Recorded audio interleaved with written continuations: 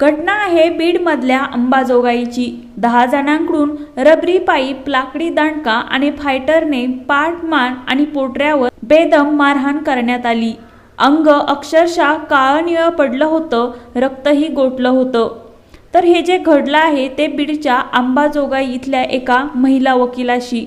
गेल्या काही महिन्यांपासून बीड जिल्ह्यातली गुन्हेगारी चर्चेचा विषय ठरतीये। वाल्मिक कराड आणि त्याच्या गँगने मस्साजोगचे सरपंच संतोष देशमुख यांची निर्गुणपणे हत्या केल्यानंतर बीडमधील गुन्हेगारी जगासमोर आली आहे। त्यामुळे बीडची तुलना एकेकाळी गुंडगिरी, अत्याचार आणि हिंसाचारासाठी ओळखल्या जाणाऱ्या बिहारशी केली जाऊ लागली आहे। अशातच बीड जिल्ह्यातील अंबाजोगाई तालुक्यातून पुन्हा एकदा एक संतापजनक घटना समोर आली आहे।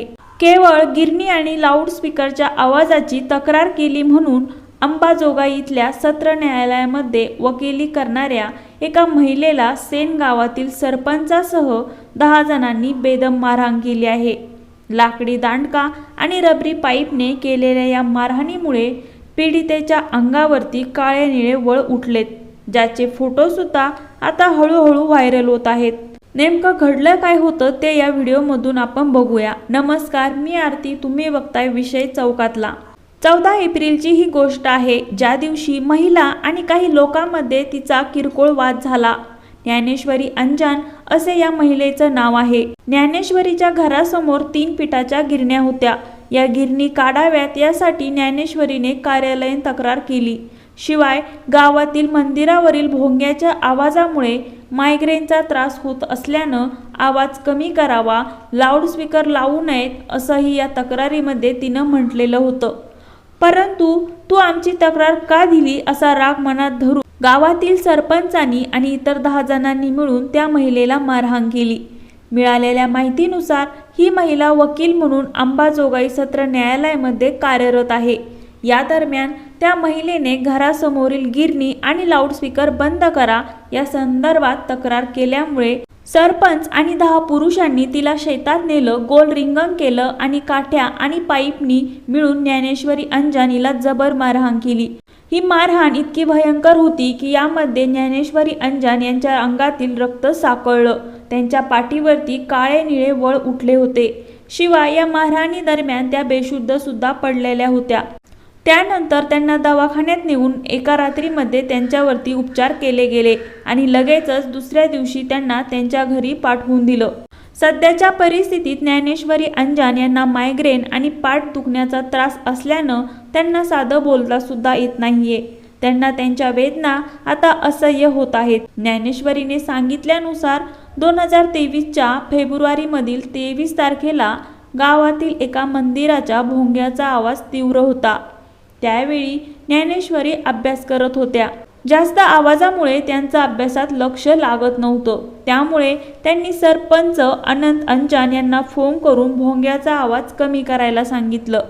सरपंचांनी मी एका कर्मचाऱ्याला आवाज कमी करायला सांगतो असं सांगितलं, पण 2 तास गेले तरी सुद्धा भोंग्याचा आवाज काही कमी होत नव्हता। पुढे ज्ञानेश्वरी यांनी पुन्हा एकदा फोन केला तेव्हा कर्मचारी माझा फोन उचलत नाहीये असं सरपंचांनी सांगितलं।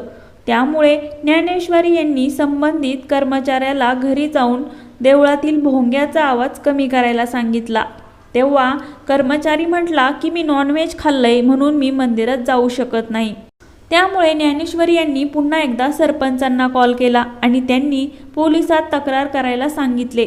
सरपंचांनीच तक्रार करायला सांगून सुद्धा तोपर्यंत ज्ञानेश्वरी यांनी तक्रार केली नव्हती। आधी ग्रामविकास अधिकाऱ्याला त्यांनी फोन केला। ते बोलले की मी उद्या आल्यावरती आवाज कमी करायला सांगतो। त्यावरती ज्ञानेश्वरी म्हणाल्या की आवाज सकाळपर्यंत सुरू राहिला तर मी काय करू। यावरती ते बोलणं तिथंच थांबलं। त्यानंतर ज्ञानेश्वरी यांनी पोलीस ठाण्यात फोन करून तक्रार दाखल केली। पोलिसांनी यामध्ये हस्तक्षेप केला आणि आवाज कमी करायला सांगितला। त्यानंतर दुसऱ्या दिवशी सरपंच त्यांच्या लोकांना घेऊन ज्ञानेश्वरी यांच्या घरी आले आणि ज्ञानेश्वरी यांच्या आई वडिलांवरती त्यांनी दबाव टाकला। तुम्हाला धार्मिक कार्यक्रम करू द्यायचे आहे की नाही असं त्यांना विचारलं। या प्रकरणानंतर सरपंचाने मुद्दाम पिठाच्या 3 गिरण्या ज्ञानेश्वरी यांच्या घराच्या बाजूला सुरू केल्या आणि या सततच्या आवाजाने ज्ञानेश्वरी यांना गंभीर प्रकारचा मायग्रेन झाला। शिवाय पाठदुखीची समस्या सुद्धा जडली, असा आरोप आता ज्ञानेश्वरी अंजान यांनी केलेला आहे. ज्ञानेश्वरी यांच्या म्हणण्यानुसार गावात जेवढी तेवढी मंदिरं आहेत त्या सगळ्या मंदिरामध्ये रोज मोठ्या आवाजात भोंगे लावतात, ज्याचा त्रास आजूबाजूच्या लोकांना होतो आणि त्यामुळे ज्ञानेश्वरी यांनी तक्रार केली होती. त्यावरून पोलिसांनी या प्रकरणी आता गुन्हा दाखल केला असला तरी सुद्धा ज्ञानेश्वरी अंजान यांना FIR ची प्रत देण्यात आलेली नाहीये, असं त्यांचं म्हणणं आहे. हा सगळा राग मनात धरून 14 एप्रिलला त्यांना 10 जणांनी मिळून मारहाण केली. आता ही घटना समोर आल्यानंतर प्रचंड संताप व्यक्त केला जातोय. दरम्यान राष्ट्रवादी काँग्रेस शरदचंद्र पवार पक्षाचे नेते आमदार जितेंद्र आव्हाड यांनी सुद्धा या प्रकरणाबद्दल सोशल मीडियावरून प्रतिक्रिया दिलेली आहे आणि त्यांनी सुद्धा या सगळ्या घटनेवरती आता संताप व्यक्त केला आहे. या संदर्भात त्यांनी केलेल्या पोस्टमध्ये जितेंद्र आव्हाड म्हणतात की अंबाजोगाई सत्र न्यायालयामध्ये वकिली करणाऱ्या महिलेला सरपंच आणि त्याच्या कार्यकर्त्याकडून शेतात रिंगण करून काठी आणि पाईपने जबर मारहाण करण्यात आली. या मारहाणीमध्ये त्या जखमी होऊन बेशुद्ध पडल्यानंतर या महिला वकिलांना दवाखान्यात दाखल करण्यात आलेलं होतं. तिथे उपचार करून त्यांना घरी पाठवण्यात आलं. सरपंच आणि इतर 10 पुरुषांनी मिळून एका वकील असलेल्या स्त्रीला मारहाण करणं कितपत योग्य आहे? गावात सरपंचांचा कारभार कसा असेल? कोणत्या पक्षाचा हा सरपंच आहे? असा सवाल सुद्धा आता जितेंद्र आव्हाड यांनी विचारलाय. सध्या बीडची जी ओळख सुरू आहे, बीडमध्ये रोज घडणाऱ्या हत्या, अत्याचार, गुन्हे, यानंतर आता बीडला बिहार म्हटलं जातं, हे कितपत योग्य आहे? तुम्हाला याबद्दल काय वाटतं हे कमेंटमध्ये नक्की कळवा आणि आपल्या विषय चौकातला या चॅनलला सबस्क्राईब करायला विसरू नका. व्हिडिओ शेवटपर्यंत बघितला त्याबद्दल धन्यवाद.